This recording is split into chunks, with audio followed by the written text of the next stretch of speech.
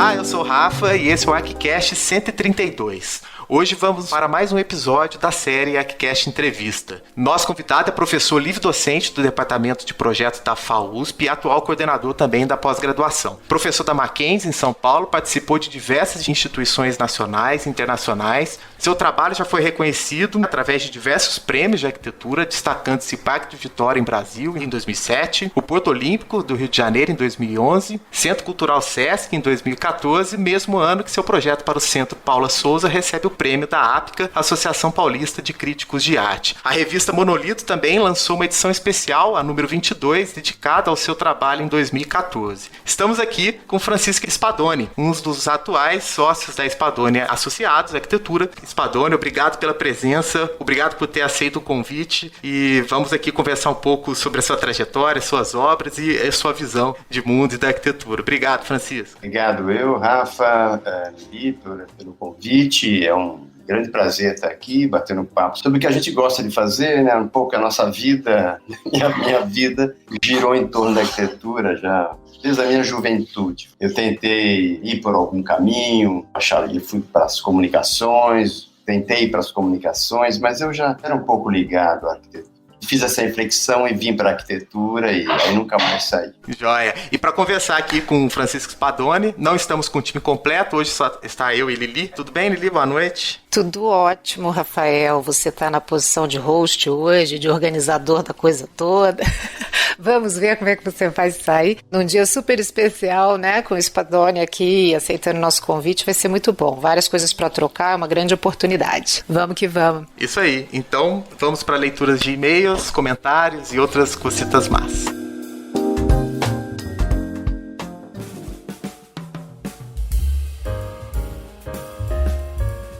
Voltamos para mais uma leitura de e-mails e comentários do ArchiCast. Estou aqui com o Rafa. Com Adilson. E aí, Adilson, beleza? Beleza, e você? Tudo bem, cara. Não sei se vocês perceberam, mas esse é o segundo episódio que o Adilson não participa. Então o Adilson é recordista em participação no ArchiCast, né? Sou recordista. Por enquanto eu tô com esse recorde. Agora eu quero ver você se virar. Vamos lá, vamos tentar. Então é o seguinte, Adilson, como é que o pessoal faz para entrar em contato com a gente? Bom, pode entrar em contato pelo modo raiz, como você diz, através do e-mail contato@archicast.com. A gente também tá no Facebook, facebook.com/archicast. A gente também tem um Instagram que está mais movimentado, a gente vai falar isso daqui a pouco, @archicast. Vocês podem achar também a gente no Twitter. A gente tem TikTok, tá? Só que a gente não avisa muito aqui não, porque o conteúdo a gente tá focando mais no Instagram, mas a gente tá lá no TikTok também. Acho que tem mais coisas, Rafa? Não, acho que você foi bem, cara. Obrigado. Obrigado. Bem, gente, estão passando também para lembrar do concurso de habitação de interesse sustentável, que é um concurso nacional de projetos organizado pela IAB e promovido pela cooperação alemã, a GIZ. Esse concurso ele está com um cronograma disponível lá na página e fiquem atentos porque as inscrições são até dia 26/4, até a próxima segunda-feira, correto, Gilson? Tem mais uma semana então para a galera se inscrever e para saber também a programação do concurso. Inclusive, uma coisa interessante sobre esse concurso é que as inscrições são gratuitas. Então é uma bela oportunidade de você montar a sua equipe para participar do concurso. Isso mesmo. Acessem lá, a gente vai deixar o link na postagem. Também ao longo da semana a gente vai reforçando isso com vocês lá no Instagram, beleza? Bem, Adilson, temos recado também da semana aberta da UIA. Exatamente. A Lili vai ser mediadora da mesa que acontece dia 20 de abril, na terça-feira, às 9 da manhã, no canal do YouTube da UIA 2021 Rio. O debate é sobre diversidade e mistura. E os participantes vão ser a Fuensanta Nieto, da Espanha, e Marcelo Ferraz, da Brasil Arquitetura. Então a Lili vai ficar aí de mediadora desse debate e não percam. Isso aí, tá muito bom, sabe por quê? Porque foi gravado e ela falou pra gente que foi muito bom.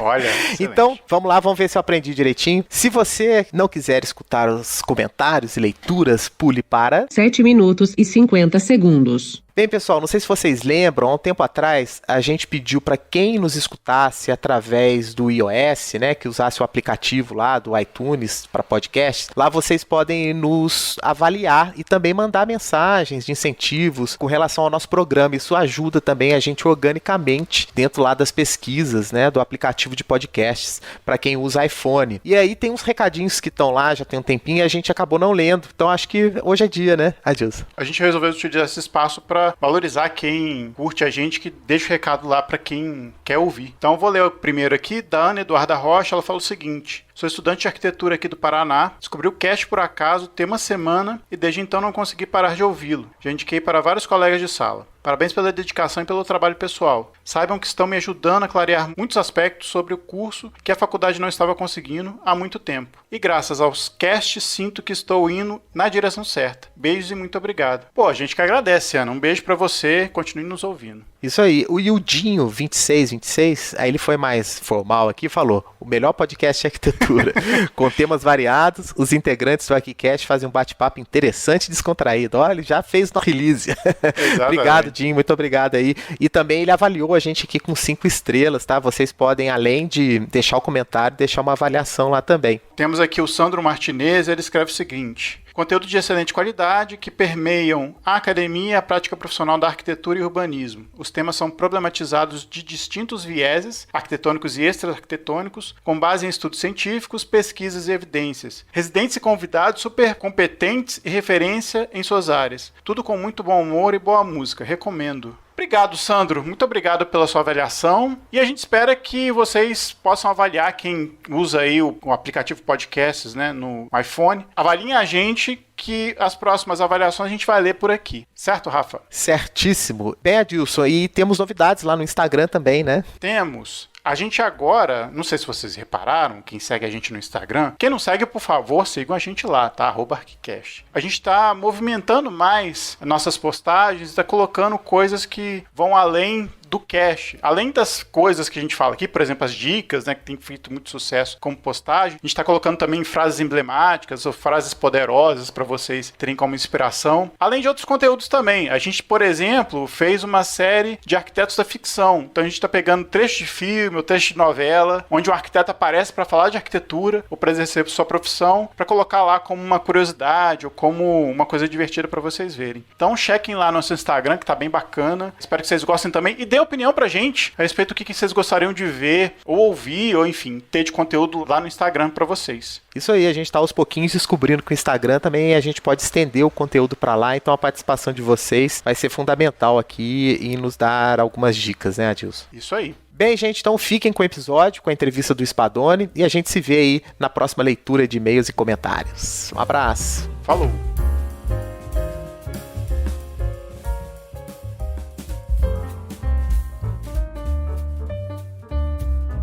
A gente queria saber um pouquinho sobre a sua trajetória, um pouco da sua experiência de vida.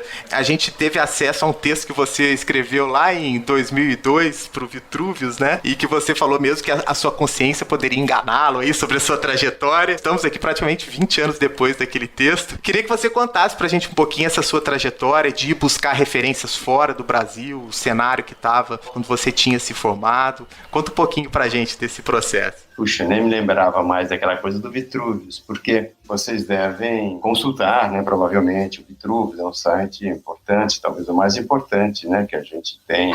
E eu me lembro que aquela matéria, especificamente, eu acho que o Abílio deve ter feito uma matéria sobre os arquitetos que saíram do país, né, naquele período, né, fim dos 80, começo dos 90, essa geração aí. Ele fala geração migrante, né? Isso, é. Então teve, eu estou me lembrando, então foi um depoimento aquele, um pouco da minha experiência quando eu morei fora do Brasil, quando eu morava em Paris, né? Ali eu acho que eu falei um pouco da experiência acadêmica e um pouco do trabalho do escritório do Kenzo Tang.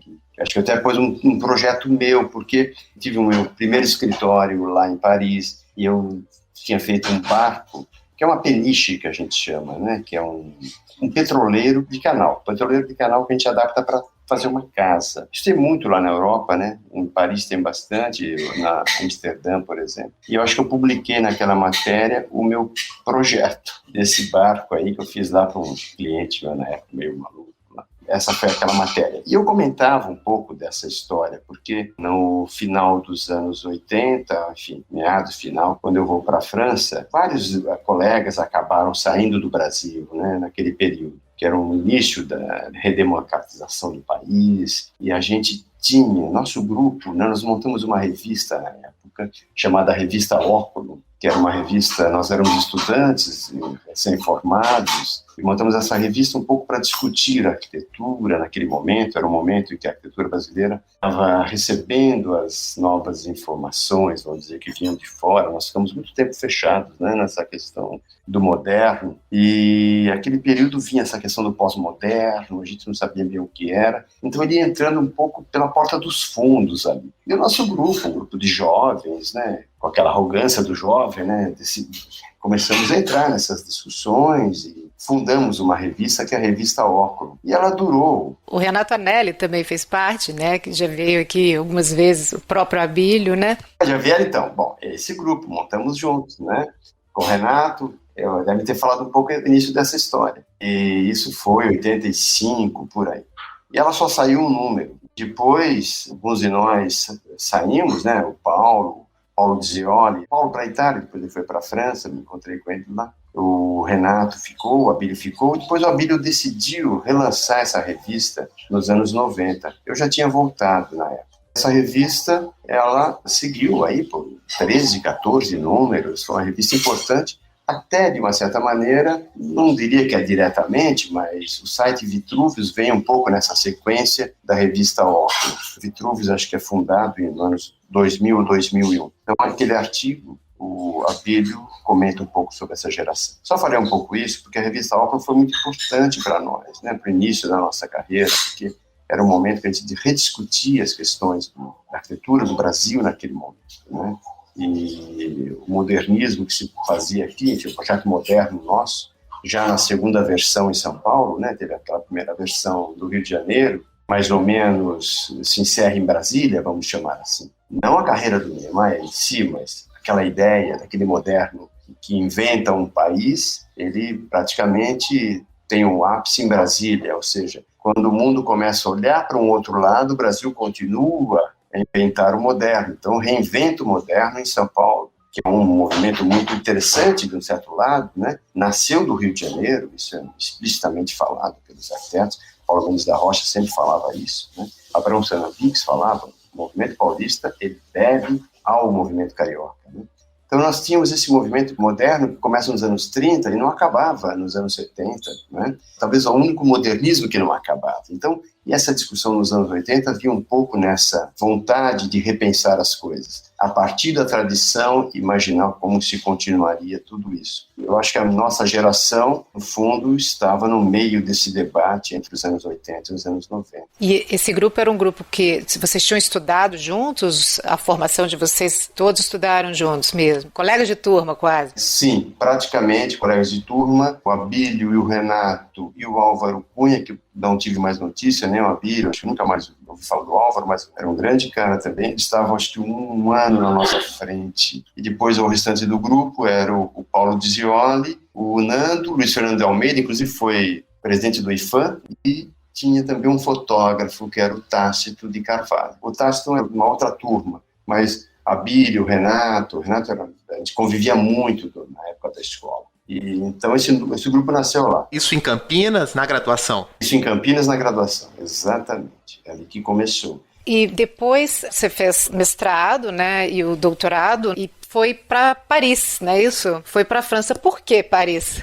Pois é. Eu tinha uma ligação assim com a França. O francês era uma língua que eu estudava e tinha alguma ligação, né, embora seja de família italiana, né? Tem cidadania italiana, inclusive, mas tinha uma relação muito forte com a França. Naquele momento, depois de formado, fazia poucos anos de formado, era um caminho natural para alguns de nós, eu acho, sair do país, dar continuidade nos estudos. Eu tinha essa questão quase psicológica de estudar a teoria da arquitetura, né? A gente, talvez vindo dessa discussão, naquele momento da discussão sobre as novas tendências da arquitetura, né? Ou seja, o período revisionista, de algum modo, e eu acabei escolhendo a França, enfim, e uma escola em particular, né, eu apliquei para 3 escolas, no fundo, eu passei nas 3, cheguei lá, as 3 acabei escolhendo essa que eu fiz, para estudar justamente teorias da arquitetura, que é a escola a UP1, né, que é lá junto com a Escola de Belas Artes, que é a escola de Paris-Villemin. Ela já não existe mais hoje, ela fechou, mas foi muito importante para mim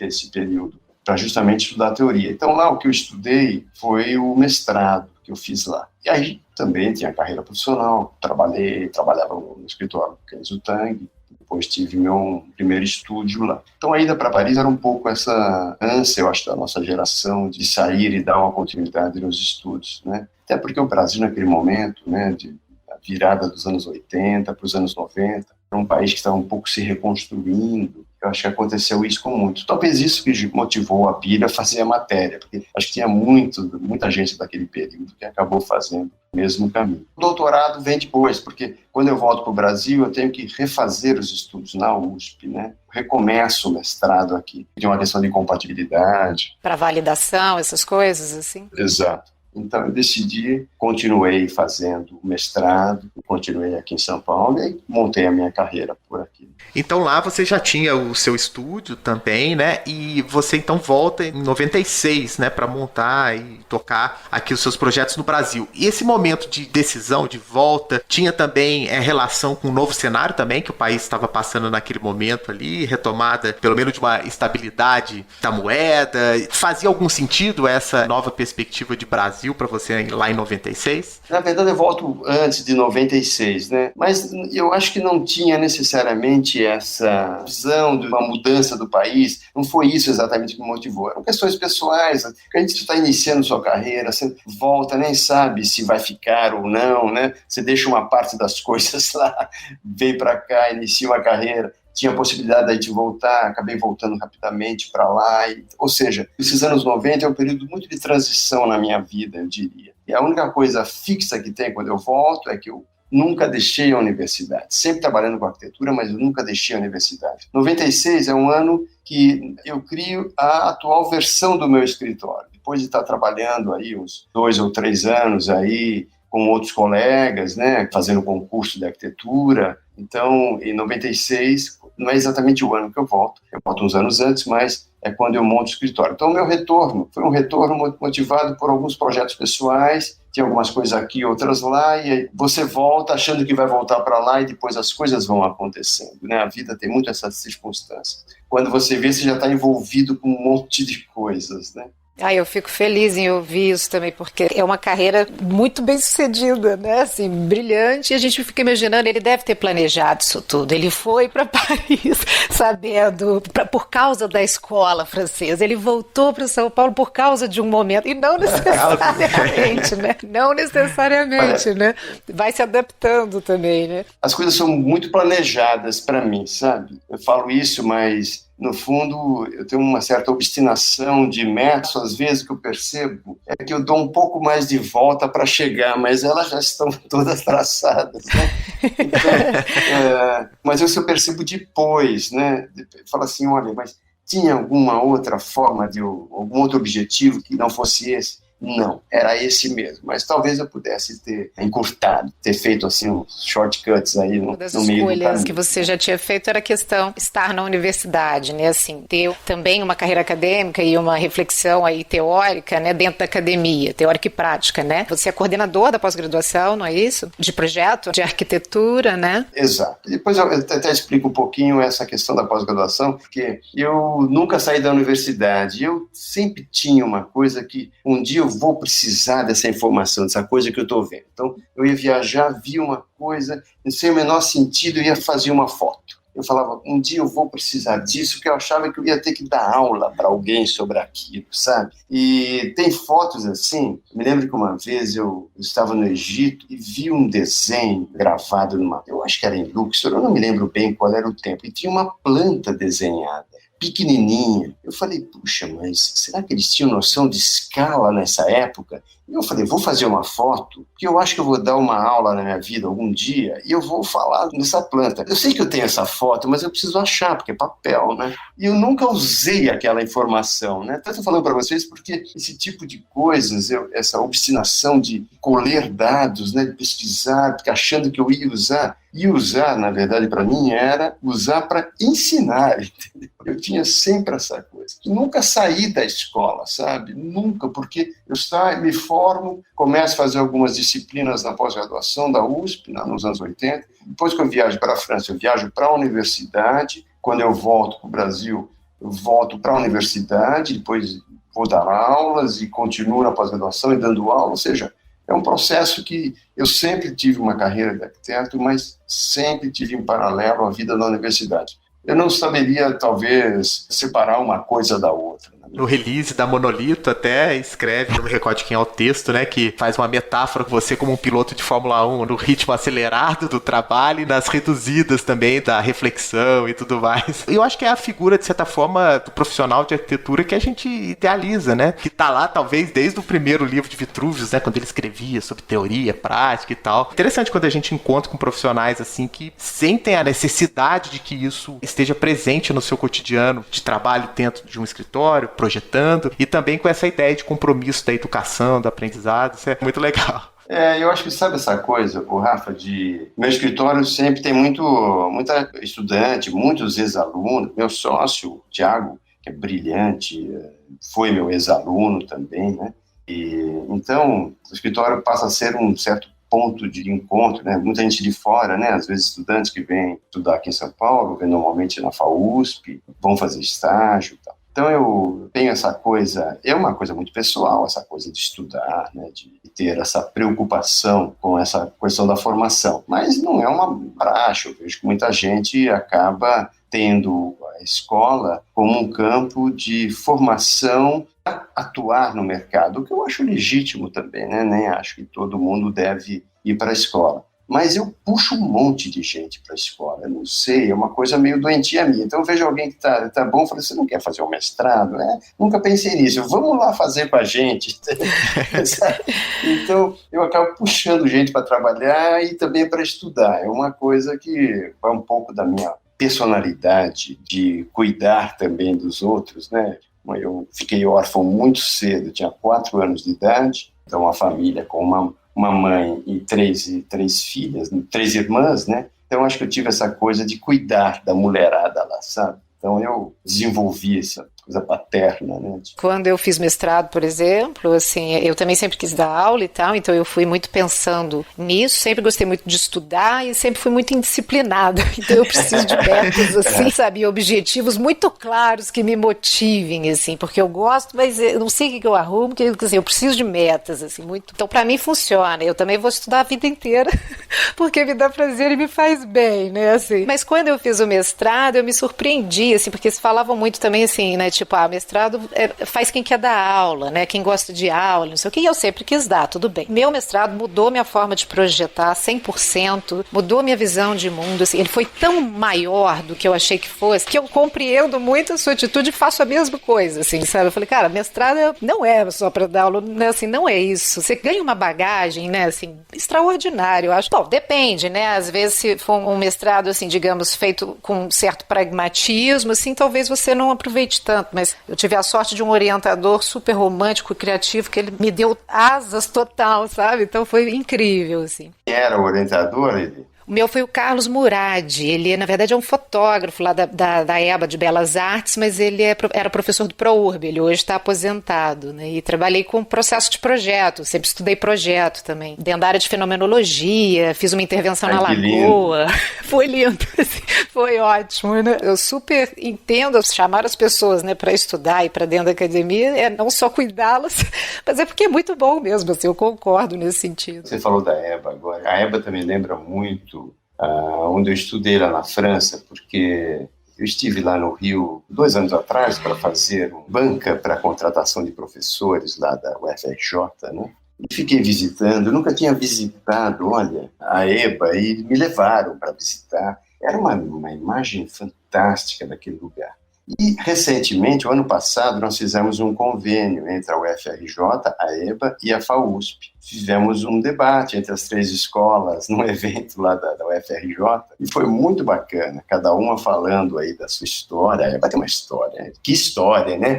Mas eu me lembro porque a escola que eu estudei na França, a Escola de Arquitetura, ela ficava dentro da Escola de Belas Artes, né? Francesa, o Beaux-Arts famoso. Tudo se misturava, eu percebi, tinha uma coisa um pouco assim lá no UFRJ que me lembrava a minha escola lá, sabe? Tem, isso existe. E esse clima reverbera lá em outras localidades, né? A gente estudou no ProURB, eu fui colega da Lili também lá, no programa de pós-graduação em urbanismo, estávamos no quarto andar, né? Quinto andar, e a Eva acho que era no quinto, né, Lili? A gente ia sempre tomar cafezinho lá, a gente saía, ia tomar um cafezinho lá. E é interessante aquela inspiração, tudo aquilo da Beaux-Arts, num ambiente moderno, né, modernista e tal, com aquela estrutura pragmática, e isso é uma das coisas que eu tenho muito saudade lá do Fundão, é esse clima, né? Não, e ali é um lugar espetacular. Tem um incêndio, enfim, que atrapalhou, mas tem que se acreditar que vai se reconstruir. Aquilo é muito bonito, né? Que lugar, né?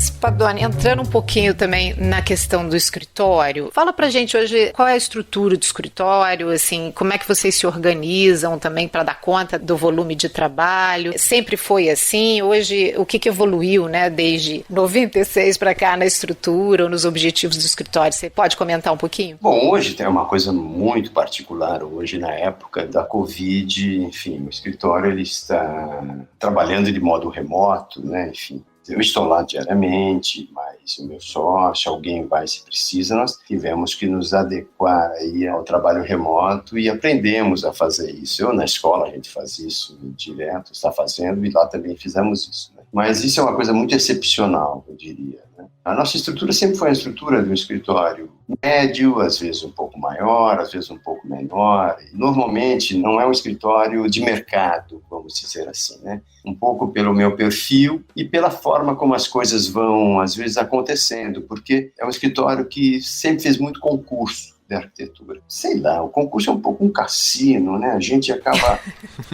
fazendo, entrando e... Cassino é ótimo. Em que sentido exatamente um cassino? Acho que pelo prazer também do jogo, né? Eu pensei nisso pelo vício, é um vício quase. Hoje menos, mas eu tinha uma obstinação. Bom, toda essa minha obstinação com tudo, vocês imaginam que num concurso, os dois grandes concursos a gente fazendo, e isso, eu acho que estrutura um modo de pensar no escritório. Porque um concurso, como eu estava dizendo, ele não é um trabalho para um cliente comum. O concurso, você às vezes se permite fazer coisas assim que você normalmente não faria. Então, o cassino no sentido da aposta, vamos dizer, porque você aposta em coisas que talvez você quisesse fazer, né? E você muitas vezes não teria coragem de fazer numa situação normal de projeto. Pode ser um pouco isso, mas depois tem a questão da competição também, né? Porque, bem ou mal, o concurso passa por avaliações, normalmente você se decepciona mais do que você fica feliz, porque você ganha muito menos do que você perde, mesmo que você tenha muitos prêmios, né? Enfim, mas o que vale é um prêmio só, né? Mas eu acho que muitas das coisas que a gente aprendeu a fazer no escritório, a gente acabou fazendo com a experiência dos concursos. Embora sejam coisas muito rápidas, ele é muito diferente da experiência acadêmica, porque o raciocínio tem que ser a partir de situações que você tem que resolver de uma maneira muito rápida. Eu tenho um pouco essa característica de, quando surge um problema, eu resolvo muito rápido, penso nele muito rápido. Eu tenho que ter gente que possa desenvolver isso junto comigo. Então, o trabalho em equipe, eu acho que a gente aprende muito com o concurso por causa disso, né? Você junta um pouco as habilidades, né? Eu sei quem que é bom para fazer isso, eu sei quem que é bom para desenvolver tecnicamente, eu sei quem que é bom para pensar tal coisa, e eu sei as minhas limitações, né? E as minhas poucas virtudes. Então, ali, como eu estou na cabeça, eu sempre dou um tiro, e eu dou um tiro só para acertar. Tem o Leto, que trabalhou comigo muito tempo, e fez trabalho... Eu sou um sniper, eu dou um tiro.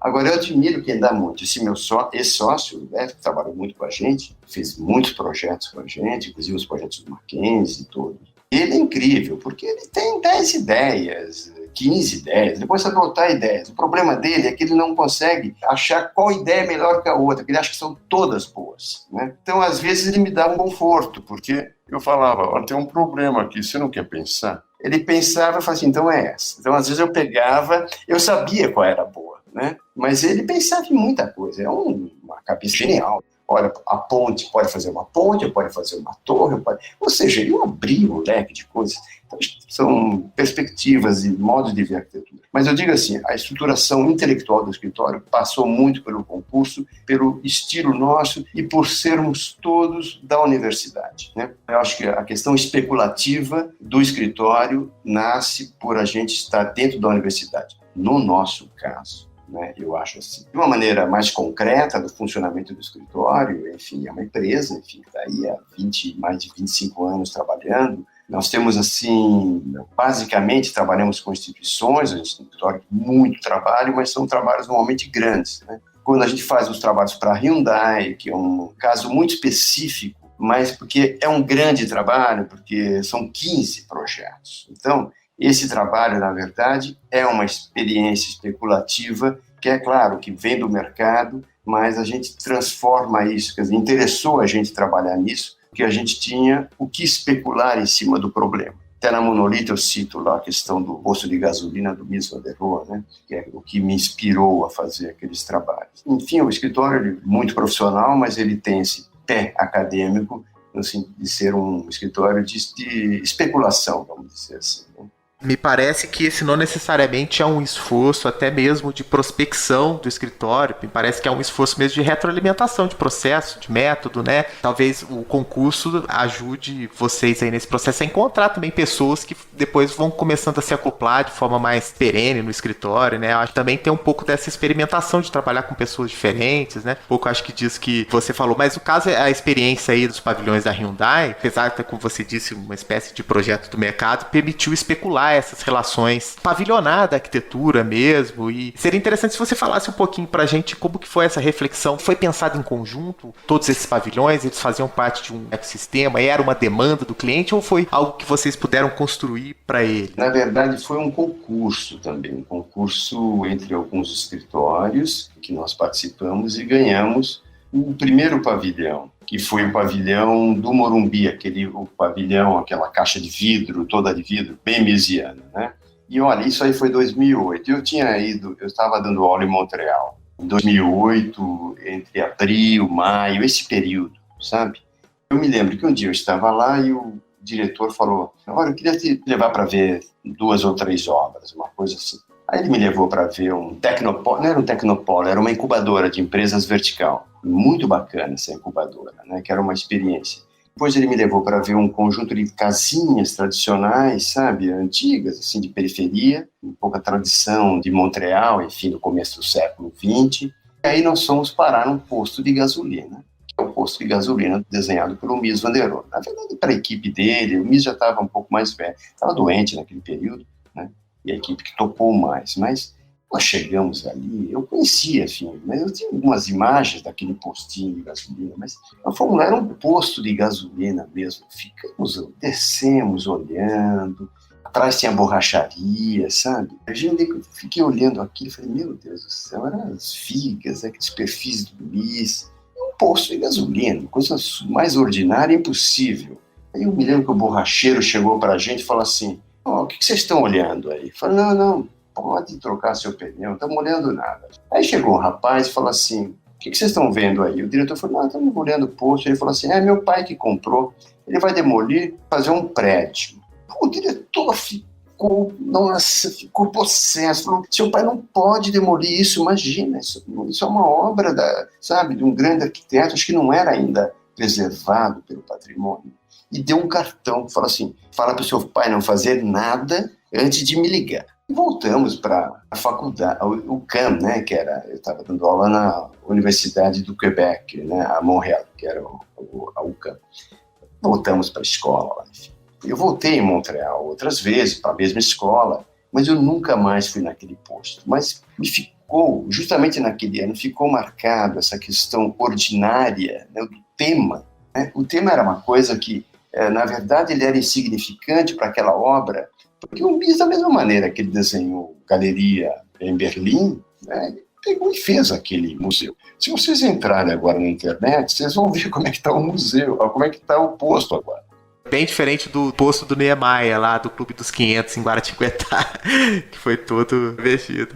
Não, e tem outros também, outros postos, enfim, lindos, mas O deles, como era aquela estrutura do MIS, que é uma estrutura anônima, você viu que eles transformaram. Depois você vê que ele ficou como um centro cultural de referência. Então não demoliram e provavelmente Montreal é uma cidade que o MIS fez muita coisa, né, por causa da Phyllis Lambert, não sei se vocês sabem, que é a filha do dono da Seagrams, né? Ela está velhinha já, mas ela está atuando. Ela que fundou o CCA, que é o Centro Canadiano de Arquitetura, que é o principal centro de pesquisa de arquitetura, e ela que fundou, era muito ligada à arquitetura, e levou o MIS para Montreal, e ele trabalhou muito lá.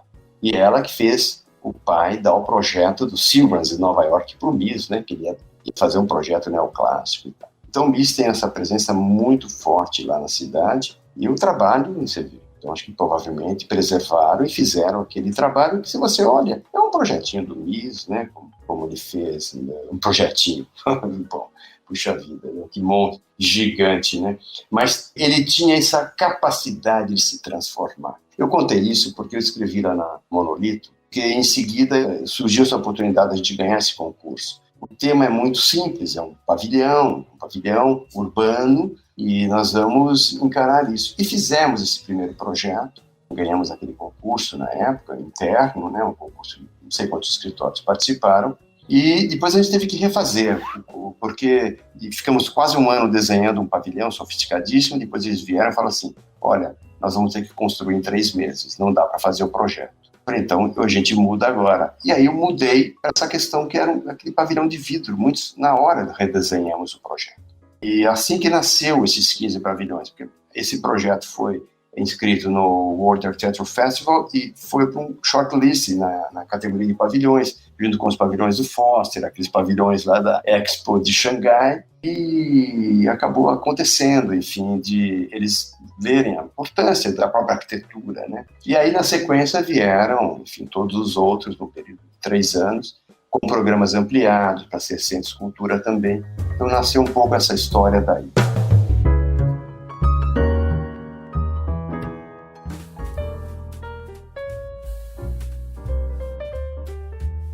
Você já tem muita coisa construída e teve a oportunidade de ver seus projetos sendo usados, né? Como você mesmo ressaltou, são projetos muito institucionais e de uso muito coletivo, né? Então você trabalha, mesmo que seja um público específico, né, direcionado, nem sempre, às vezes também tem uma característica mais urbana e esse público não é tão determinado, né, assim, o usuário e tal. Ainda assim, são projetos que têm uma, digamos assim, uma expectativa de uso, né, que a gente controla menos que determinadas escalas e programas arquitetônicos, né? E eu tenho muita curiosidade nesse sentido. Eu gosto muito de projeto urbano e mesmo seus grandes projetos arquitetônicos têm uma relação urbana muito intensa e trabalham com esse número de pessoas e com uma noção de coletividade muito forte. Tem algum projeto, assim, que te surpreendeu ao longo do tempo, dos usos que foram sendo feitos dos espaços, né, que foram pensados? E se tem algum que você olha e mudaria alguma coisa no projeto, sabe, assim, tendo essa oportunidade de perceber os espaços sendo vividos, né? Separando um pouquinho a pergunta, eu acho que a primeira coisa, essa questão da relação com a cidade, você tem toda a razão, porque, por exemplo, nós estamos fazendo um projeto para o SESC, né,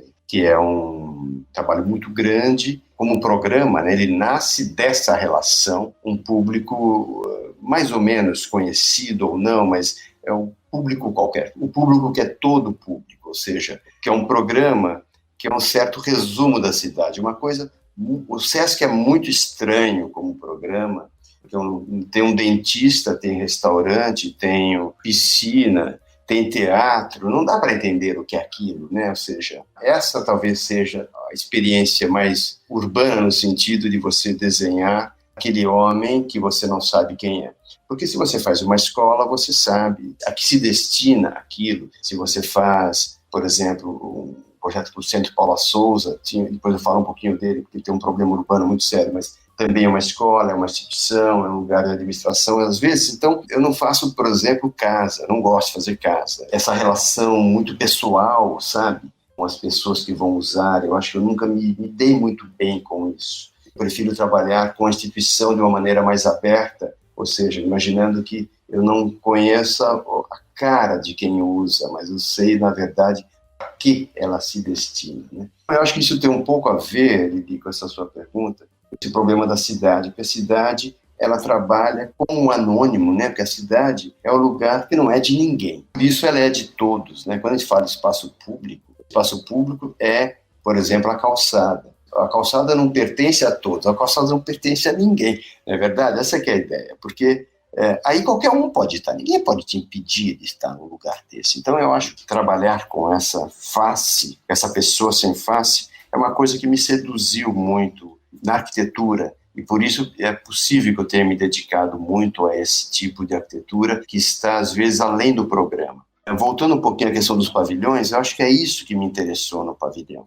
Aquelas obras podiam ser para qualquer coisa, e elas, na verdade, elas estavam pensadas para resolver um problema, mas talvez o problema que elas estavam resolvendo era o menor. O que a gente precisava fazer ali, no fundo, era pensar numa arquitetura que pudesse ser reproduzida e cada vez de modo diferente, a partir de uma hipótese tecnológica, que era assim que a gente conseguiria fazer uma série, porque o primeiro projeto nasceu, a gente não sabia se ia ter um segundo. O segundo nasce 2 anos depois. E aí nasce 15 juntos, cada um de um jeito, claro, mas a hipótese que a gente tinha passou a ser uma hipótese de construções anônimas, como se fosse um pavilhão a ser desmontado a qualquer momento. Trabalhamos também com um pavilhão lá na Expo de Milão, né? Eu estive lá representando a USP com a equipe nossa lá, com o arquiteto César Schundi, o Ricardo, Felipe Gonçalves e o Heppner, né, que eram alunos da pós-graduação da FAO. Nós ficamos para trabalhar no projeto do Pavilhão do Café,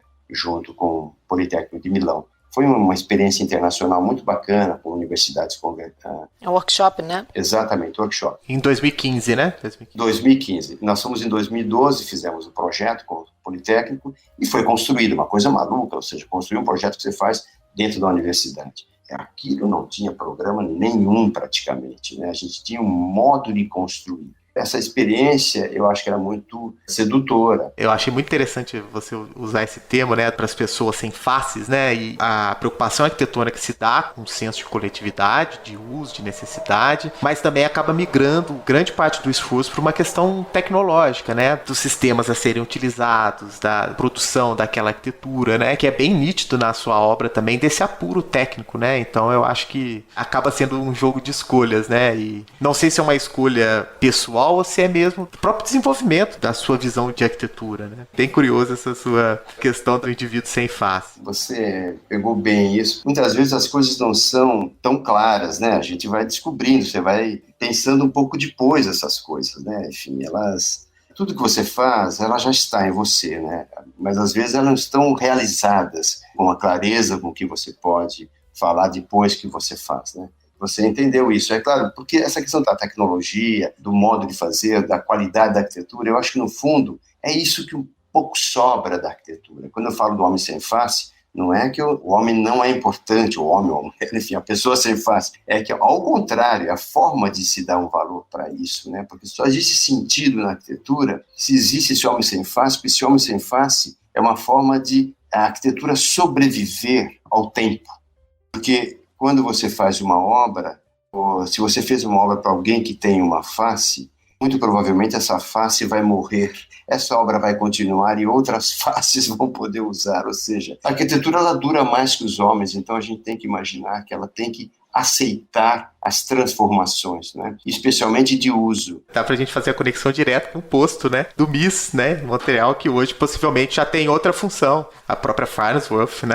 Eu fico pensando assim que esses programas às vezes mais, não é nem o programa em determinado assim, né, mas mais permeável, né, assim, por imprevisibilidades, assim, a gente controla menos, é um pouco o perfil de projeto que você trabalha, né, assim. Por isso, pelo tamanho, pelo número de pessoas, pelo tamanho da instituição, assim, né, o impacto, enfim, me dá essa impressão, assim, né. E aí nesse sentido era isso, assim, algum te surpreendeu, né, na forma de apropriação, usos dos espaços que você projetou, assim, que te surpreenderam ou não necessariamente, assim, as coisas correram, né, assim, dentro do previsto, assim. Muitos anos atrás, eu fui visitar uma obra com o Elno Maia, que vocês conhecem bem aí, né? Eu era recém-formado, vim fazer uma visita a ele, o Silvio, fiquei um pouco aí, porque a primeira óculo nós fizemos uma entrevista com eles, isso em 84, 85. Eles eram talvez uma das nossas referências na época de quem, na verdade, estava buscando uma alternativa para a arquitetura e tal. Eu me lembro que eu vim aí e o Elno tinha feito uma obra numa cidade do interior. Ele falou, Chico, vamos lá comigo, vou visitar a obra lá e você vai. Nós fomos, ficamos num hotelzinho. Eu nunca me esqueci, porque tinha um parque infantil também dentro da obra, e o Eulo ficou à distância vendo as pessoas usarem o trabalho. E ele estava emocionado de ver o trabalho dele. Eu era recém-formado, não tinha obra nenhuma, e eu ficava vendo. Ele, puxa, o Eulo aqui emocionado com as pessoas usando a obra dele. Não sei se estava usando bem usada, mas era uma emoção, né? Sabe? Eu nunca me esqueci dessa coisa, porque a gente agora começa, né? Você começa a olhar para a sua obra. Veja, como a gente faz trabalhos às vezes um pouco grandes, muito específicos, é difícil te responder isso. Eu não sei se eu visitei as minhas obras assim, que não são muitas, enfim, e me surpreendi com os usos. Mas talvez o que mais me surpreendeu foram a própria série da Hyundai, porque algumas, de fato, elas começaram a ser usadas com outras coisas. A nossa hipótese estava correta, né? Verdade. Porque ela tinha uma importância para a cidade ali. O uso era o que menos importava naquilo, né? Porque as pessoas falam assim, puxa, e aquela obra? Porque uma vez nós pegamos um trabalho, um projeto de um americano, e ele pegou porque ele viu aquela obra, aquela caixa de vidro, que não tem caixilhos, né?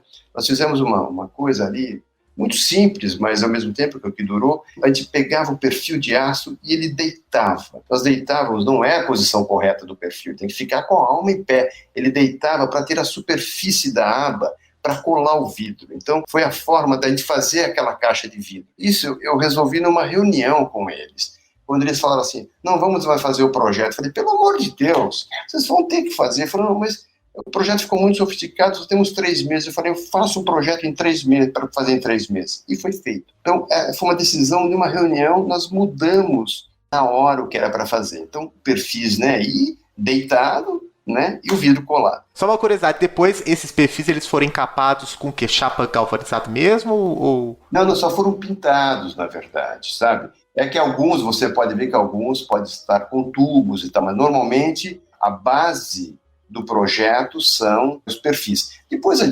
obviamente, a gente foi aprimorando. O último que nós fizemos, que foi do aeroporto, que também ganhou um prêmio da UOF, mas aí foi em 2010. O primeiro UOF que ele concorreu com os pavilhões da Expo. O segundo foi em 2016, que foi o pavilhão do aeroporto, muito mais sofisticada. E ali o problema nosso era um problema de 2 coisas. Uma proteção à caixa de vidro, pensar num sistema de brissolé que ao mesmo tempo fosse arquitetura e que protegia a caixa de vidro. O croquis era uma caixa em cima da outra caixa. Então, desse croquis, a partir daquele mesmo perfil inicial, nós fizemos esse desenho que uma caixa vestia a outra caixa e essa caixa que vestia, no fundo, era uma passarela, né, que andava em volta. E tal. Então, ele foi, obviamente, em todos os trabalhos, ele foi ganhando um caminho, como o das árvores, que tinham 44 árvores ali quando eles compraram o terreno e não podiam cortar, porque eram árvores todas já tombadas, né? Enfim, todas já numeradas e catalogadas. Então, nós falamos, não, vamos fazer um projeto, a gente não vai cortar árvores. Ele não cortou. O vidro ele ficava passando no meio das árvores e foi um desenho maluco para sair aquele pavilhão das árvores, porque justamente isso era uma área de uma pequena reserva ali. Mas o princípio era o mesmo, né? O princípio de estruturação da película era o mesmo, né? Mudou a ortogonalidade, as angulações por conta dos desvios, né? Agora eu tô olhando de novo as obras, depois dessa sua explicação, a explicação da caixa sobreposta é fantástica, né? Agora que eu desvendei o pavilhão, a espinha lá dentro, só que ela tá protegida por uma outra caixa, né? Muito legal. Isso, exatamente. Porque esse era o problema de você ter o pavilhão, ou seja, ao mesmo tempo que ele tem que ser visto, né, você tem que ver dentro, mas ele tem que ser protegido. E aí nós fizemos uma experiência e ele vira uma outra coisa. E no fundo ele vira uma outra coisa. Quem vai olhar o nosso trabalho, um amigo falou assim, olha, aquele concurso que vocês não ganharam, que vocês receberam um prêmio lá do pavilhão do imigrante, eu nem sei se está no Monolito, talvez não sei. Que é um trabalho que eu gosto muito, que é um memorial do imigrante que nós fizemos. Ele falou assim, você acabou realizando ali na Hyundai, né? Eu ali não tinha pensado exatamente nisso, mas eu acho que ele tem razão, porque aquela estrutura que fica suspensa, enfim, tocando no chão só, ela dá essa impressão de que ela está flutuando e porque ela é desenhada para ser vista a partir do movimento, né? No fundo, essa visão do aeroporto, que você está chegando, você está andando em uma avenida do aeroporto, então se você vai dominando aquela figura aos poucos, porque você não tem muita perspectiva para ela. É como se fosse uma obra italiana, né, do barroco, que os caras, né, Borromini era obrigado a ficar consertando as fachadas, né, porque você nunca conseguia ver de frente, né, você via sempre de lado, distorcido. Essa obra, ela ia pegando um pouco assim, e foi o mesmo raciocínio que nós tivemos no concurso do imigrante, isso 20 anos atrás. Esse meu amigo acabou se lembrando disso. Não foi assim, eu não pensei nisso, mas ele tem razão. No fundo, eu não pensei nisso, mas já estava pensado, sabe? Interessante porque isso coloca também uma das importâncias, além desse desafio do concurso, é que ele vai incrementando o DNA, vamos dizer assim, o repertório de projeto que se torna tão instintivo, né, que ele não é às vezes nem mentalizado, né? Isso surge como uma resposta natural, né? Eu acho que você tem razão, é verdade. Porque a gente tem muito mais projetos não realizados do que realizados. Então essas ideias, em algum lugar ela tem uma vazão, às vezes na própria escola, não é? A escola funciona muito para isso também, né? Para você, às vezes, dar vazão. Você aprende muito com os estudantes, né? E você, muitas vezes, a gente que trabalha, né? Trabalha com um projeto e também ensina. Eu até fiz a minha tese de livre docência, foi sobre isso. Essa relação entre, chama-se projeto e escola, né? Tem um subtítulo que eu acabo criando, né? Que é fazer e ensinar arquitetura, alguma coisa assim. Como é que é o título? Você se lembra exatamente o título? Ela não foi publicada ainda, ela é de 2016, e ela acabou não saindo, não foi divulgada, não está, enfim, nos cadastros, não está online ainda. Então, no fundo, é a minha experiência que está lá dentro, os projetos e como eu organizei os projetos, né? E como eu pensei a questão da escola. No fundo, eu usei um pouco isso, quer dizer, o projeto para a escola, projeto da escola e projeto na escola. Chama-se Projeto Escola, Notas sobre Fazer e Ensinar Arquitetura. Agora estou vendo ela aqui.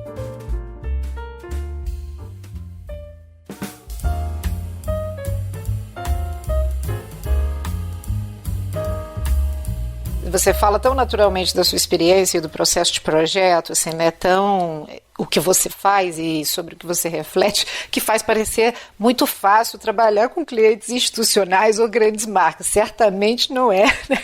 Mas assim, já há aí um know-how, né, assim, uma autoridade também, eu acho, que te permitem, ou uma forma de se colocar também, né, assim, que te permitem exercitar, né, a arquitetura de uma forma plena, assim, né, e crítica, né. Eu queria conversar um pouquinho agora, a gente indo, digamos aí, para o último bloco, assim, depois se quiser comentar outra coisa, a gente pode voltar, né, mas pensando um pouquinho no futuro e na questão do ensino, né, da formação, do perfil profissional que a gente está formando. Quando você pensa, né, no futuro, né, e no perfil profissional que a gente forma, o que te passa? Assim? É algo que dentro da academia, da pós-graduação, a pós-graduação costuma ter essa reflexão, né, mas você percebe essa reflexão na graduação, reflexos, né, de uma mudança necessária no ensino? Como é que você vê a questão do projeto pensando no futuro e no futuro arquiteto mesmo? Não sei se eu saberia te dar essa resposta, mas vou conversar um pouquinho com você, Lili. É uma pergunta muito sofisticada. Não, é a minha tese.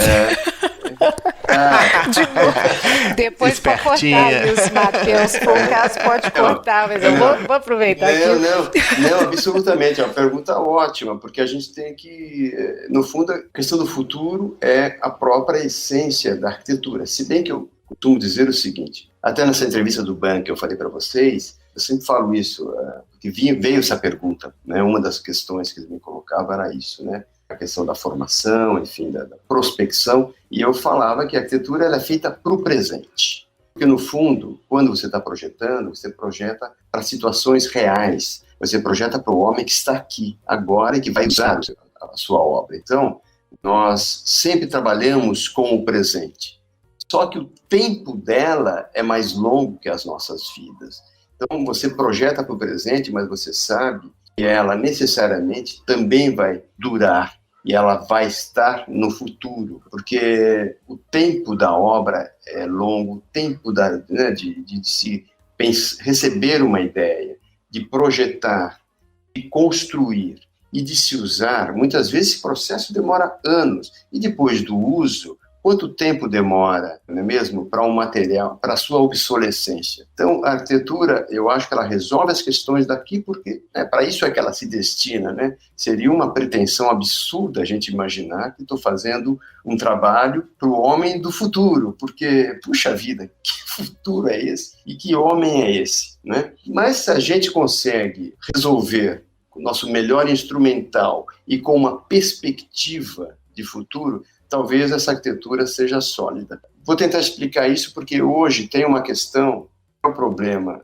da ecologia, que eu acho que ela nos resolve um pouco esse problema do futuro. É possível que isso até o século XIX não fosse um problema, né? Porque a arquitetura ela sempre foi pedra em cima de pedra, não tinha um drama para o arquiteto como construtor. Ela usava suas forças de compressão ou numa coluna, numa viga, no arquitrave em cima de uma coluna, ou num arco, ou seja, ela só tinha um problema técnico praticamente para resolver. É o problema do abrigo pelas forças de compressão. Depois, quando você tem a questão do ferro, do aço, né, quando você começa a introduzir carbono e vai gerando aquelas ligas sólidas, isso está no século XVIII, isso é uma revolução brutal, né, porque você começa a ter vigas, enfim, com ligas, né, como o aço, não resolvia mais isso na pedra. Então, você pôde abrir mão das paredes, abrir mão de quase tudo. Então, na verdade, naquela época, acho que do século XIX para frente,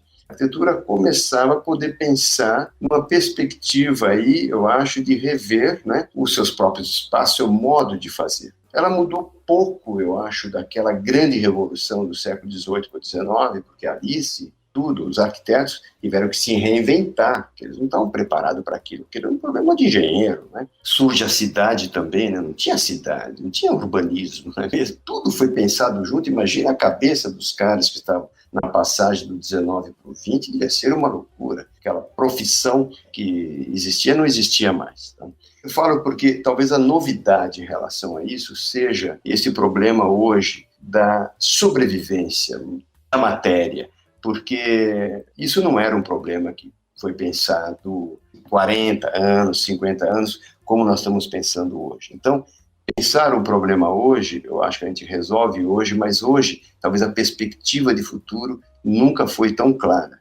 Se tem um relatório, eu achava que tinha sido publicado na Rio +20, eu acho que era o rascunho zero, draft zero, mas não foi. Eu descobri outro dia que foi uma coisa da minha memória que me falhou. Eu li muitas coisas ao mesmo tempo. Um documento, na verdade, de uma reunião nos Estados Unidos, enfim, e onde dizia-se: cada ser humano é responsável por 9 toneladas de escavação por ano. Ou seja, contando petróleo, minérios, materiais biológicos e construção, material de construção. Então, você imagina se cada ser humano, né, vocês, cada um, se juntar vocês dois, isso dá 18 toneladas de material escavado. Então, é uma tragédia, por um lado, tá certo?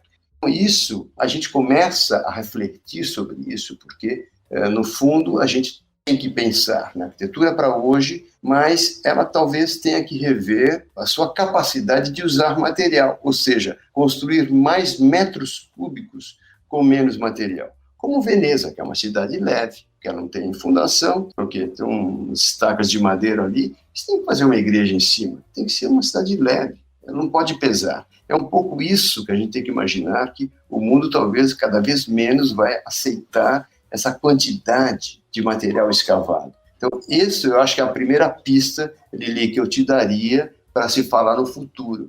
A gente faz as coisas para o presente, mas a perspectiva hoje de duração, como falariam os franceses, né? Porque eles não usam, nós usamos sustentabilidade, né? Eles usam um termo que é esquisito, mas acho que tem sentido, que é durable, durável. Eles usam isso lá. E no inglês, no português, tal, a gente usa sustentabilidade, eles usam durável, né? E eu acho que é um pouco isso, né? Você fez um relato aí histórico, né, dessas mudanças, né? É como se hoje, de fato, a gente estivesse dando um cavalo de pau, né, nessa ideia de crescimento, né, que, como você bem relatou aí, com Revolução Industrial, novas técnicas construtivas, amplificaram tudo que foi sendo feito no século XX, a gente já entrou aqui, século XXI, segunda década, com pandemia, que também é uma consequência das nossas relações também com outras espécies, eu não tenho dúvida disso, acho que biólogos poderão falar melhor sobre isso. A gente sempre cita aqui no cast, nós três aqui gostamos muito do Yuval Harari, né, do Sapiens e tal. A tese dele principal é a seguinte: não significa porque fomos a espécie que dominamos, entre aspas, o planeta, significa que estamos melhor. E aí esse cavalo de pau nessa percepção modifica, acho que, tudo do olhar arquitetônico, né? E assim, como é que você vê que essa semente pode ser plantada na educação, na formação de novos arquitetos? Assim, no dia a dia de sala de aula, que não é mais sala de aula, é a tela de aula, né? Você leva essa reflexão cotidianamente com você? Eu acho que sim. Então, por exemplo, a escola ela tem a formação e ela tem a pesquisa. Eu acho que ela junta essas duas coisas, né? E o aluno da universidade, especialmente as universidades públicas, que têm um pouco mais de espaço para essas duas atividades, né? Enfim, hoje, mesmo muitas privadas também estão no campo da pesquisa. Eu acho que as duas áreas, elas começam a conversar sobre isso. Na pesquisa é muito mais simples a gente entender isso, porque você pode selecionar áreas de pesquisas, linhas específicas sobre isso, né, que vão discutir isso, então trabalhos que vão ser focados sobre esses problemas, seja de infraestrutura e etc. E tal. E agora, na formação, eu acho que a gente acaba trabalhando, porque você não tem como pensar um problema, como isso que a gente está conversando agora, e não discutir isso com um aluno que está na tua frente. O processo, às vezes, ele vai se dando de uma forma lenta, né? Mas ele vai acontecendo. E a gente vai se surpreendendo, porque o nível de informação hoje é tão grande, o acesso à informação é tão grande, que os alunos são muito mais ágeis que você. Eles trazem problemas, muitas vezes, que você não está sabendo. O nível de informação é aquele projeto, mas que projeto? Sabe, porque nós somos da época que tinha revistas de arquitetura, não é mesmo? Falava assim, olha, os bons títulos são esses. Você pode olhar, porque essa revista tem editor. Então, você pode ir lá, papapá. Essas revistas até existem, mas hoje o nível de informação é tão grande. O nosso trabalho hoje talvez seja de organizar as informações junto aos alunos, porque eu acho que a gente necessariamente hoje, essa aceleração que deu o mundo, né? Nós, como professores, que tinha tantos anos ali, foi pego de surpresa nessa aceleração. Teve que se adaptar ao computador, à produção do computador. Depois, se adaptar ao smartphone, se adaptar ao desaparecimento do papel, às redes sociais, enfim. São coisas que, para o aluno que está hoje, ele já nasceu nesse mundo. Esse diálogo nosso, de tentar trazer essa reflexão para eles, eu acho que é uma coisa que faz parte até da nossa própria sobrevivência para pensar nessa sequência da nossa história. Mas, ao mesmo tempo, eles que já vieram nesse mundo, eles estão ajudando o professor a se formar também. Eu tenho certeza, às vezes não é tão claro como a gente traz essas coisas, mas naturalmente essas coisas estão vindo para cá. Tem um livro, por exemplo, muito, muito bom, do Luiz Marques, da Unicamp, Capitalismo e Colapso Ambiental, eu acho, que é esse o título. Uma pesquisa espetacular, e eu recomendo esse livro. A gente nem entrou aqui em discussão de novas ferramentas tecnológicas, o próprio BIM, né? Então, que talvez é um outro universo de discussão, mas acho que tem a ver um pouco com essas tecnologias que atravessaram a gente e que, na verdade, são resultados de um mundo acelerado, né? De uma tecnologia que te permite, por exemplo, resolver uma solução de projeto e rapidamente você já gerar subprodutos dessa solução. Tipo assim, a necessidade da existência de uma ferramenta dessa é, por exemplo, uma necessidade de uma sociedade acelerada, né? Quase que uma sociedade que vive na urgência, né? E aí você tá falando dos alunos, né? Que tem muitas referências e tal. Eu acho que o papel da educação e arquitetura mesmo é esse papel da curadoria, né? Vamos dizer assim, no sentido de tentar não se desprender das raízes da natureza do nosso ofício, né? Apesar de que talvez a gente não tenha o controle disso, né? A gente não sabe no que a arquitetura pode se transformar, se a gente imaginar aí cenários hoje de jogos e tudo mais. As convivências também estão migrando do espaço público para as telas, para as redes sociais, né? Mas eu acho que essa reflexão no solo, né, vamos dizer assim, que depende da estática, da gravidade, é da ofício da arquitetura, né? Eu acho bem interessante essa sua visão e me leva a pensar assim, de todas essas habilidades que a gente imagina que é necessário para um profissional de arquitetura, qual que você julga assim que elas de fato são hoje as mais emergenciais, assim? Que elas são questões de sobrevivência, eu vou usar a frase que você usou, questões de sobrevivência para a formação para arquitetos aí para esse novo milênio. Eu hoje tenho uma posição sobre o ensino, né? Um colega estava até conversando sobre isso recentemente, né? Do jovem, do estudante hoje ter uma visão, uma formação plural, uma formação que seja mais ampla, obviamente, do que a sua própria área, né? E que isso é fundamental em qualquer atividade que você tenha esse corpo de formação que passa pela formação humanística, por exemplo, além das formações técnicas, a antropologia e a filosofia. Então, eu acho que a arquitetura, ela tem o seu caráter técnico, obviamente, porque ela tem que resolver uma situação concreta, eu acho, de abrigar as atividades humanas. E ela abriga uma atividade humana de um modo muito preciso, enfim, você constrói. A arquitetura é uma construção, mas ao mesmo tempo, para você pensar nisso, nessa construção, a arquitetura como uma construção do abrigo da atividade humana, não só da casa, já a casa é o elemento mínimo, mas para você pensar no que seja isso, você tem que trabalhar hoje num universo expandido, especialmente porque a arquitetura tem esse caráter de relacionar, né, talvez seja a atividade, uma das atividades que mais relaciona-se com outras áreas do conhecimento. Às vezes ela é até pensada como uma área de conhecimento, mas ela, no fundo, ela faz uso das áreas de conhecimento. Então eu sempre tenho essa ideia do arquiteto, mais do que um homem hábil, aquele que sabe desenhar, que tem aquela habilidade da mão, que é uma coisa importante, né? Enfim, está se perdendo muito depois com os recursos de computador, enfim, com os softwares, com os programas. Eu acredito ainda nesse potencial, mas cada vez menos isso está sendo definidor do grande arquiteto. Acho que o grande arquiteto é aquele que está sabendo pensar, talvez, os conhecimentos de uma maneira mais ampla, né? Especialmente os conhecimentos ligados às humanidades. Falo isso porque nós estamos numa discussão hoje lá na FAUSP sobre a prova de habilidade específica que foi eliminada, não tem mais prova de habilidade específica para entrar no curso de arquitetura. Discutiu-se muito sobre isso, e isso é uma base do que você está me perguntando, por exemplo, né?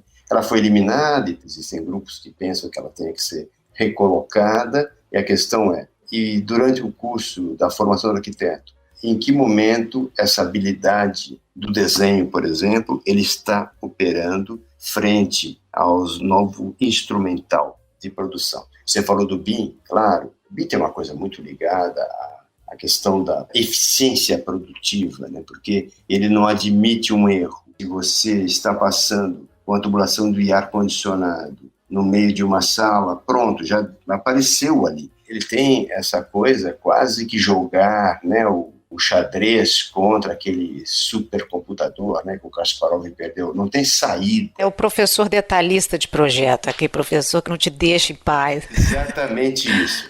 Então, mas eu acho que aquele é um instrumental que vai estar presente, claro, que vai buscar eficiência, mas ele não é suficiente para montar a rede de pensamento. A rede de pensamento é você saber em que mundo você vive. E em que mundo você vive, você tem que acionar conhecimentos que falam, sobretudo, do homem, né? Da história do homem, da sua natureza. Eu acho que a grande característica do arquiteto é poder ser um ser plural, muito mais do que técnico. A técnica ele vai precisar daquilo como uma sobrevivência, senão não vai funcionar. Se eu abrir uma torneira, tem que sair água. Pronto, não se discute aquilo. Mas não é um requisito para o arquiteto, eu acho, do futuro. Imagino, né? E na graduação, assim, você percebe disciplinas ou abordagens que trabalham mais essa questão mais cognitiva, talvez, do que instrumental? Não sei. Você percebe algumas disciplinas ou abordagens mesmo, exercícios? É no projeto que a gente trabalha melhor essa visão mais ampla, né, de uma habilidade projetual, de fato, mas não ligada necessariamente apenas à construção, mas a uma visão mais ampla de problemas e cidades? Olha, é uma boa questão essa, viu, Lili? Porque, no fundo, o projeto, o ato de projetar, ele funciona como uma espécie de síntese do nosso pensamento,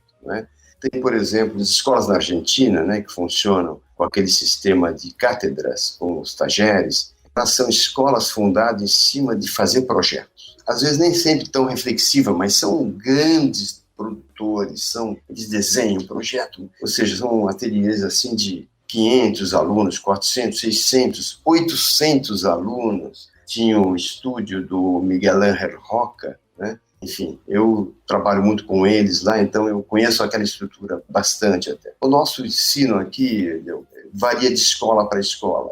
A USP, por exemplo, é uma escola muito plural, onde o projeto busca fazer um pouco essa síntese, mas ele é uma parte do conhecimento lá dentro, porque a escola é pensada, talvez, de uma forma mais integradora, né, de áreas de conhecimento que vão se somando, com pesos equivalentes, né? Ao passo que, normalmente, outras escolas, talvez o Mackenzie, é uma escola muito dedicada ao ensino de projeto mais próxima da Argentina. Eu acho que tem esses modelos, né? Enfim, cito esses modelos que eu conheço, mas eu acredito, sou um professor de projeto, enfim, que eu acho que o campo, a experiência no estúdio de projeto é onde você tem essa possibilidade de criar esse amálgama de conhecimentos. O exercício do projeto é esse campo, né? Eu vejo o estudo da arquitetura como uma possibilidade, embora seja um pouco medieval ainda, essa formação em projeto, a gente não tem muito, você senta na frente, né, do aluno, você discute uma questão, como dissecar um cadáver. Talvez a medicina e a arquitetura sejam as profissões medievais que sobreviveram, porque elas ficam com o objeto na mão, aquelas corporações de ofício, tem uma pessoa na frente e você está ali e você tem que pensar um problema junto e tal. Eu acho que o estudo de projeto, ele faz essa capacidade. Eu acho que esse é o grande desafio que está acontecendo hoje na pandemia, que é o ensino à distância de projeto. Acho que mais do que transmitir à distância, enfim, usar o Zoom, etc. e tal, não importa, é a falta da presença. Nós temos que nos acostumar com a falta da presença em discutir um objeto ali, como a dissecação de um cadáver. Se bem que um dia eu perguntei para um médico meu, como é que era a sua formação lá? Quantos cadáveres o senhor? Eu falei assim, nunca vi nenhum. Eu falei, mas como é que você opera? Ele falou assim, eu fui aprendendo.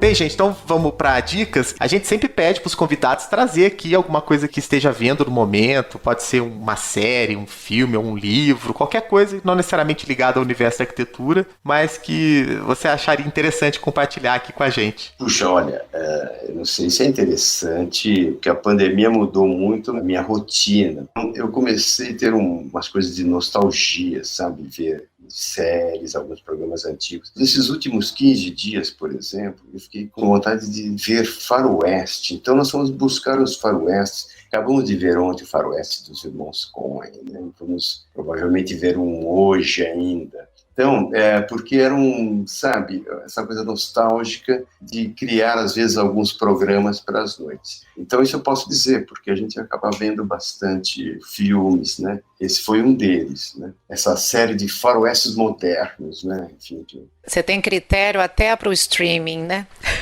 Exatamente.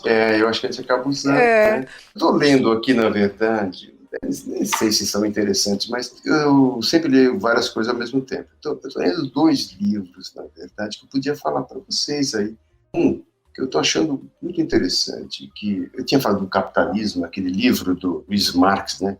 Capitalismo e Colapso Ambiental. Esse livro, não estou lendo, já li, mas eu recomendo esse livro, que talvez seja uma das melhores pesquisas para vocês dois, e para quem estiver ouvindo, sabe?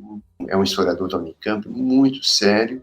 Muitos desses historiadores foram migrando para a questão ambiental, né? E esse livro, quer dizer, é baseado em pesquisas, de fato, tudo que está escrito você vai encontrar fontes de referência em livros, em relatórios governamentais, é incrível, né? Então eu, enfim, não fazia parte da dica, mas eu lembrei disso porque o livro que eu estou lendo estava do meu lado aqui, que fala em capitalismo também, chama-se Capitalismo Tardio e os Fins do Sono, é do Jonathan Crary, que é um CRARY. Ele vai desenvolvendo uma hipótese, né, enfim, da ligação entre não dormir, né, com a eficiência requerida pela sociedade capitalista. Ele é muito, muito interessante, ou seja, ele vai falar que essas teorias, às vezes, de não dormir para ser mais produtivos, é uma coisa antiga, que já vem desde o século XVIII. Ele desenvolve nesse livro, um livro gostoso de ler, né, um pouco essa relação do não dormir. Ele vai depois relacionar com o capitalismo, né, muito bem fundamentado. E tem um outro livrinho que eu estou lendo, mas é um livro muito particular. Chama-se Pós-História, do Willem Flusser. Flusser é um personagem muito particular. Ele morreu há últimos 20 anos, eu ia para mais. Ele viveu no Brasil, né? Ele veio no Brasil acho que nos anos 40, biografia mais ou menos assim. Deu aula na USP, era um pensador que estava à frente do seu tempo, né? Olha, esse livro Pós-História é uma série de 20 ensaios que ele escreve no início dos anos 80, e ele se antecipa a muitas questões que nós estamos discutindo hoje, por exemplo, de informática, do mundo digital. Olha, é incrível, é muito gostoso de se ler, sabe? Bom, esses são os dois que estão na minha mesa, viu? Legal, boas dicas. Lili, sua dica, você tem aí? Menino, você acredita? Eu tô sem aqui. Eu posso fazer só um comentário ao invés de uma dica, nessa coisa de critério para série, né? Eu agora entrei nos zumbis. Eu nunca achei que eu fosse fazer isso, eu nunca gostei de zumbi. Você acredita que eu comecei o The Walking Dead? Eu não sei o que vai acontecer. Pois então, será que você é vai bom? Se surpreender. Nossa senhora, vamos ver. Você está gostando? Eu não sei ainda, assim, eu vi o que, uns 5, 6, acho que a primeira temporada, que é curtíssima, né, acho que são 6, assim, e depois agora começando a segunda. Eu tô vendo, tô dando chance, assim, mas eu não sei se eu vou chegar na 9ª, não. Eu fico pensando que quantidade de história eles conseguem criar para ter 9 temporadas disso. Isso é uma pergunta, mas vamos ver o que vai dar. Não é uma dica, não é um comentário, eu tô sem dica. Eu tava meio perdido na dica também, mas na verdade vocês foram falando aí, eu fui lembrando de algumas coisas. O Spadoni falou de nostalgia, de clássicos, assim, eu lembrei, eu ganhei um livro de um amigo há muito tempo, um clássico aí italiano, que é o Deserto dos Tátaros, do Dino Buzzati. E eu relutei muito para ler esse livro e tal, e recentemente eu li. Assim, ainda falta chegar mais pro finalzinho dele, mas o livro tá me pegando de uma maneira, assim, fantástica, porque eu acho que há um paralelo sobre tudo isso que a gente tá vivendo, porque é a história de um cara que vai para um lugar, ele não sabe quanto tempo ele vai ficar, essa coisa de você não ter controle do seu destino, né? Então, é uma coisa meio melancólica, mas ao mesmo tempo dá um certo conforto, porque ele vai descrevendo, é um romance, né? E é muito bom, assim, eu acho que é a primeira vez que eu dou dica aqui. A Lili, que gosta mais das dicas literatura, hoje eu que tô saindo aqui um pouquinho da linha. E assim, eu tô adorando, assim, aí tem a ver com essa coisa de consumir, né, coisas mais antigas. E aí você falou do Flusser, eu lembrei que quando eu tava na graduação, eu tive contato com um livro dele que foi O Mundo Codificado. Você me falou dessa questão dele ser, de certa forma, visionário, e pô, esse livro é super visionário também, sobre a forma como ele descreve como que essa codificação, essa capacidade de metrificação, parametrização, sei lá como a gente pode dizer hoje, que ela ia mudar drasticamente a lógica do design, do processo, dos objetos e tal, e ele tinha total razão. Se não me engano, esse livro é década de 70, 60, 70, né? Spadoni, a gente agradece muito a sua presença aqui, foi muito legal conhecer sua trajetória, você falou sobre seus trabalhos, falou sobre a sua paixão pela docência, pela pesquisa, isso é muito estimulante pra gente, que quando também a gente começou o projeto do ArchiCast, a gente sempre tinha essa vontade de criar um novo canal, um novo meio para que as pessoas tivessem prazer pelo estudo, por conhecer a arquitetura, e a sua contribuição aqui pra gente foi, assim, sensacional. Muito obrigado. Não, eu que agradeço, achei ótimo o papo, fico à disposição aí quando vocês quiserem, que as coisas não terminam, a gente começa a falar, né, e parece que ficou tudo em aberto, né, então o bom do papo é assim, né, eu acho que o bom do papo é ele não concluir nada, se ele concluir não tem a continuidade, né. A ideia é melhorar as perguntas. A mesa de bar é isso, você vai sempre na mesa de bar com a mesma pessoa, não para de falar, mas tem muita coisa para se dito no dia seguinte, né. Lili, mais um, né? Mais um especialista, muito obrigado, Spadoni, pelo tempo, pela experiência, né, por tudo, parabéns pelo belíssimo trabalho, e vamos te chamar mais vezes aí para trocar, foi muito bom, obrigada. Então a gente encerra por aqui. Spadoni, mais uma vez obrigado pela presença, e a gente se vê daqui mais uma semana com mais um episódio para vocês. Até lá!